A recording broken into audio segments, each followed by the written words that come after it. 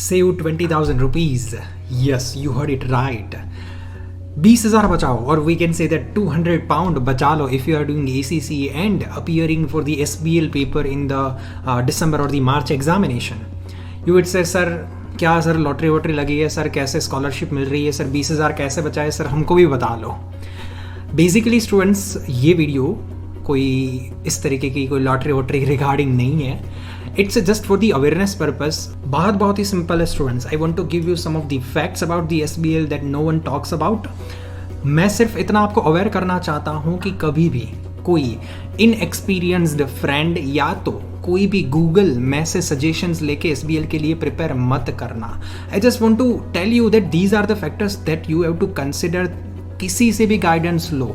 I want you कि जो आज मैं डिस्कस करने वाला हूँ उसके रिलेटेड आप खुद इधर कुछ ना कुछ उसका सॉल्यूशन निकालो. आप खुद किसी से guidance low. Now your mentor can be your friend, कोई कलीग हो सकता है, कोई लिटरली कोई प्रोफेशनल मेंटर को आप हायर कर सकते हो to guide you for the SBL. आपका ट्यूटर हो सकता है, आपका मेंटर, एनीवन. ठीक है, ये video is not about the marketing, it's just and just for the information purpose. I want to make you aware about some of the points according to my experience. अगर आपको ऐसा लग रहा है कि आपके पास कोई इस तरीके से प्रॉपर मेंटर, एफिशिएंट मेंटर नहीं है कि जिसके पास एक्सपीरियंस है एंड जो आपको गाइड कर पाए इस पॉइंट्स के अंदर, तो you can contact me personally. मैं आपको पर्सनली गाइड कर सकता हूँ. I am experienced tutor for the SBL. मैं SBL पढ़ाता भी हूँ, मेंटरिंग भी करता हूँ.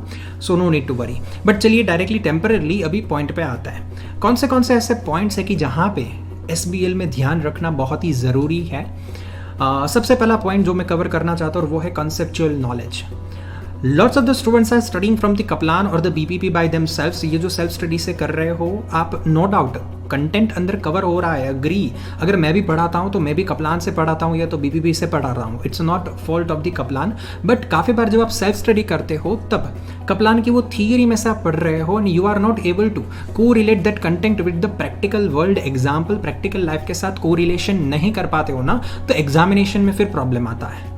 So that is the one point that you have to consider if you are planning to do the self study. और अगर आप SBL अगर प्लान कर रहे हो अपकमिंग अटेम्प्ट्स में, तो ये पॉइंट ज़रा ध्यान में रखना. Second thing is that professional language, professional drafting. Because ये पहला ऐसा पेपर होगा जहाँ पे ऑलमोस्ट आपका पूरा का पूरा कंटेंट 100 मार्क का पेपर 100% थियरी में, राइटिंग में होगा. आपकी एक्सेल शीट बिल्कुल भी यूज़ नहीं होने वाली है SBL पेपर में. मतलब पहले से लेके एंड तक आपको खुद से सब कुछ ड्राफ्ट करना है. एज एन इंडियन स्टूडेंट हमारी कभी आदत नहीं होती है कि हम खुद से कोई ड्राफ्ट करें. मुझे याद है जब मैं स्कूल में था तब हमको ऐसे जो पढ़ाया जाता था ऐसे भी मैं रट के जाता था और वहीं ऐसे वहाँ पे लिख देता था. दैट मीन्स ऐसे जैसी चीज़ भी हम लोग जो 2 पेज का ऐसे लिखना था वो भी हमको ड्राफ्टिंग खुद से करना नहीं सिखाया गया है. लॉट्स ऑफ स्टूडेंट्स का ऐसा मिसकंसेप्शन होता है कि सर कोई बात नहीं ना, हो जाएगा, हम तो इंग्लिश आता है हमको. बट होता क्या है कि वो प्रोफेशनल ड्राफ्टिंग नहीं हो पाता है जब वो प्रैक्टिस करने बैठते हैं तब. या तो फिर वो खुद से ड्राफ्ट करते हैं, उसको लग जाता है कि ये मैंने जो लिखा है वो सब कुछ सही है, मैंने तो इंग्लिश में जो लिखा है सब कुछ सही है. But it's not always necessary कि आप जो लिखो वो हर बार प्रोफेशनल हो. So for that I would suggest कि अगर आपको यहाँ पे ज़रा सा भी अगर आपको मेरी बात पे विश्वास आता है या तो आपको मेरी बात सही लग रही है तो take a mentoring from anyone. मैं फिर से बोल रहा हूँ, this is not a marketing video. मैं सिर्फ आपको सजेशन दे रहा हूँ कि इस चीज़ का ख्याल रखना कि जो आप लिख रहे हो क्या वो एक्सेप्टेबल है कि नहीं है, क्या वो प्रोफेशनल है या नहीं है. किसी से भी इवेल्युएट करवा दो. अगर आपके पास आपको लग रहा है कि कोई है जो मेरी इवेल्युएट कर सकता है, डू देम विथ मी. और अगर कोई नहीं है, you can contact me with also. मैं भी चेक कर सकता हूँ, इसमें कोई बड़ी बात नहीं है. थर्ड पॉइंट पे आते हैं, writing with an understandable manner. अभी होता क्या है कि जब लिखने बैठते हो आप एग्जामिनेशन में तब आपके पास टाइम बहुत कम होता है. एंड होता क्या है कि जब आप लिख रहे हो ना तब आपके दिमाग में जो आता है आप वहाँ पे लिख देते हो. दैट मीन्स आपके हिसाब से आप लिख तो रहे हो एंड आपके हिसाब से वो समझ में आ रहा है. बट जब कोई इंडिपेंडेंट थर्ड पार्टी वो सेम आंसर आपका पढ़ रहे हैं ना, तब उसको बिल्कुल भी कुछ समझ में नहीं आ रहा है, या तो अंडरस्टैंडिंग लेने में डिफिकल्टी आ रही है. वो सेम पैराग्राफ को 2 से 3 बार पढ़ा, उसके बाद समझ में आया कि क्या आप कहना चाहते हो. सो अगर आपको इसमें भी वंस अगेन बिलीव नहीं हो रहा, आप ट्राई कर सकते हो कि कोई भी एग्जाम वगैरह लिखो, आप खुद से लिखो. किसी को भी अननोन पर्सन को या अपने भाई बहन को, कजिन को, फ्रेंड को पढ़ने को दो और उसको बोलो कि ये पढ़, तू मुझे समझा, मैंने जो लिखा है तुझे क्या समझ में आया.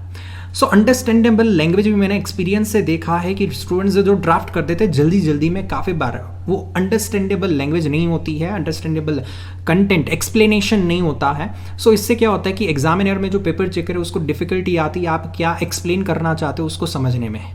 सो ये तीसरा पॉइंट था कि जो अपने को एग्जामिनेशन में बहुत ध्यान रखना, अगर यहाँ पे मिस आउट कर गए तो आपको मार्क्स डिडक्ट हो गए। Yes, not just technical marks but साथ साथ में प्रोफेशनल मार्क्स भी डिडक्ट हो गए। देन उसके बाद फोर्थ पॉइंट पे आते हैं टाइम कंस्ट्रेंट। एसबीएल के अंदर लोग सारी बात करते हैं कि एसबीएल ईजी है, प्रोफेशनल मार्क्स गेन करना ईजी है, कंटेंट ईजी है। I agree, but the time constraint that means 4 hours आपको दिए गए हैं। लोगों को लगता है कि 4 आवर्स है सर हो जाएगा, नहीं।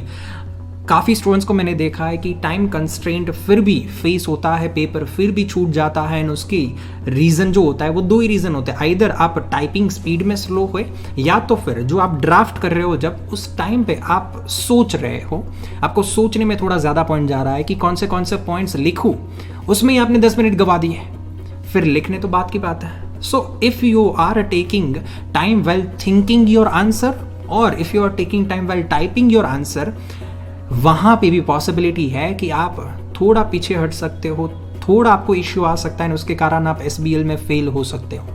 यहाँ पे मेरे पॉइंट्स जो मैंने लिस्ट आउट कर रहा हूँ उसका एक ही पर्पज़ है, टू मेक यू अवेयर कि इन 3 चीज़ों का ख्याल रखना, अदरवाइज आपके फेल होने के चांसेस बढ़ जाएंगे। एंड द लास्ट पॉइंट, मैं बहुत वीडियो को लंबा नहीं खींचना चाहता हूँ, the last point is the mock test.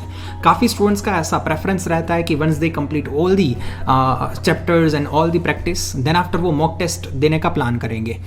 मैं ऐसा सजेस्ट नहीं करता हूँ, क्योंकि होता क्या है कि सपोज मान लो जब आपने मॉक टेस्ट एग्जाम के 1 वीक पहले आपने मॉक टेस्ट अपेयर किया, बट डायरेक्टली आपने मॉक टेस्ट दिया है without like writing practice previously. Directly mock test में जब करोगे आपका पहले तो पेपर ही खत्म नहीं होगा, फर्स्ट मॉक टेस्ट दे रहे हो तब, क्योंकि प्रैक्टिस ही नहीं उतनी ज़्यादा आपने की है। 4 आवर्स बैठने की प्रैक्टिस नहीं है आपके पास, इतना लंबा पेपर पढ़ने की प्रैक्टिस नहीं है, क्योंकि कप्लान की एग्जाम किट में जो सम्स होते हैं वो तो कैसे होते हैं, वो छोटे छोटे सम्स होते हैं, आपको भी पता है। कभी 100 मार्क्स के सम कप्लान की एग्जाम किट में इतने ज़्यादा नहीं है।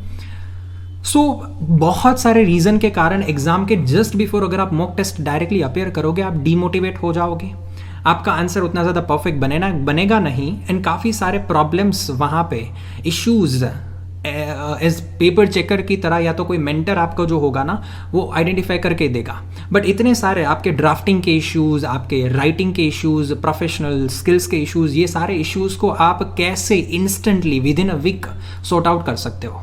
सो दैट्स वाई मॉक टेस्ट में मैंने देखा है कि जो स्टूडेंट्स एंड मोमेंट पे मॉक टेस्ट देने का प्रेफरेंस करते हैं बाकी सारे सब्जेक्ट्स में, उसको यहाँ पे एसबीएल में एंड मोमेंट तक नहीं रखना चाहिए। They have to start giving test as soon as possible. जैसे उसका सिलेबस कंप्लीट हो जाता है they have to start appearing for a small test, भले पूरा 100 मार्क का ना दे बट प्रैक्टिस के लिए छोटी छोटी टेस्ट, 2-3 क्वेश्चन की टेस्ट अपीयर करना चालू करें। उसको अपनी टाइपिंग स्पीड का पता चलेगा, क्या वो पेपर टाइम पे कंप्लीट कर रहे हैं कि नहीं कर रहे उसका पता चलेगा, उसकी लैंग्वेज कैसी वो एडवांस में उसको पता चल जाएगा। तो जितने भी इश्यूज उसको फेस होंगे उसको अगर एडवांस में पता होगे तो उसके पास सफिशिएंट टाइम होगा कि उसके वो सॉल्व कर सके, उस चीज़ का कोई ना कोई सोल्यूशन निकाल सके।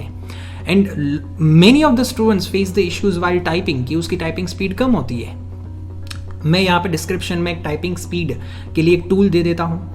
ऑन एन एवरेज उसके अंदर जाओगे तो आपको 1 मिनट के अंदर अप्रॉक्सीमेटली 45 to 50 वर्ड्स पर मिनट की आपकी टाइपिंग स्पीड होनी चाहिए। मैंने देखा है एसबीएल के काफ़ी सारे स्टूडेंट्स की टाइपिंग स्पीड 30 के अराउंड होती है, 30 around.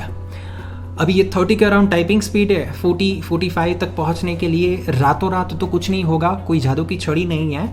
Student have to practice for 15-20 days, तब जाके वो टाइपिंग स्पीड बढ़ेगी। So basically the thing is that कि काफ़ी सारे पॉइंट्स जो यहाँ पे हमने डिस्कस किए वो काफ़ी सारे पॉइंट्स का पहले तो अच्छी तरीके से ध्यान रखना बहुत ज़रूरी है, जो हम काफ़ी बार बाकी अदर पेपर्स में ध्यान नहीं रखते थे, जैसे कि प्रोफेशनल ड्राफ्टिंग, स्टोरी टेलिंग वाला drafting, understandable drafting and time constraint, ये सारी चीज़ों का उतना ज़्यादा हम ध्यान नहीं रखते थे, बट एसबीएल में ध्यान रखना पड़ेगा। एंड यही एक पेपर है जहाँ पे मैं स्टूडेंट्स को सबसे ज़्यादा राइटिंग प्रैक्टिस पे फोकस करवाता हूँ एंड खास करके बहुत एडवांस में टाइपिंग प्रैक्टिस करवा देता हूँ। ऐसा नहीं है कि भाई एग्जाम नज़दीक आ रहा है तब आप टाइपिंग प्रैक्टिस करो, एडवांस में करना चालू कर दो, ताकि जो स्टूडेंट बिलो एवरेज परफॉर्म कर रहा है उसको मैं थोड़ा बहुत ब्रशअप करके धीरे धीरे इंप्रूव कर सकूँ। अदरवाइज तो एंड मोमेंट में तो कोई भी कुछ नहीं कर पाएगा। सो that's Y in that sense I told you that the SBL के अंदर अगर आपने फर्स्ट अटेम्प्ट में पास कर दिया ना तो आपके 20,000 रुपीज़ बच जाएंगे. सो कुछ भी करके किसी से भी अच्छे एफिशिएंट पर्सन से आप गाइडेंस लेके, मेंटरिंग लेके इन चीज़ों का अगर ध्यान रखना. डायरेक्टली ऐसे ही बाकी अदर पेपर की तरह इसको प्रिपेयर मत करना. ड्राफ्टिंग, कंटेंट राइटिंग के अंदर इश्यूज होते हैं, एक्सपीरियंस से बता रहा हूँ. सो ये सारी चीज़ों का ख्याल रखना students. If you have any query related to this video or the SPL paper, you can contact me और you can drop a comment here in this video. Comment डाल दोगे, मैं रिप्लाई कर दूंगा surely. Okay, but if you like this video, if you like this concept, if you believe what I believe, then please share this video to your friends. like कर देना video को, subscribe कर देना channel को. इसी तरीके से ACCA students के लिए रेगुलरली हम लोग वीडियो लाते रहेंगे. But temporarily students, here we are done with this video. Thank you guys, see you, bye.